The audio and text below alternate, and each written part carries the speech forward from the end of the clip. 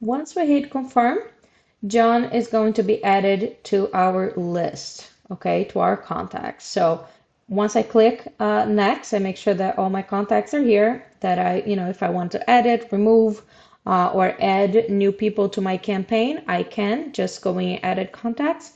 And then I'm going to click next and go to the next page, which is the final page.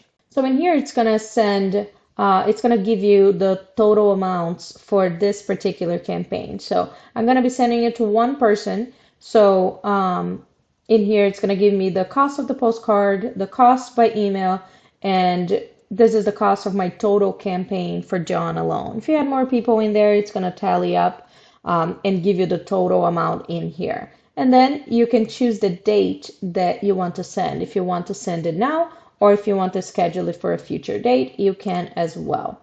So once you've confirmed that this is all set, you're going to click in here and finish and pay.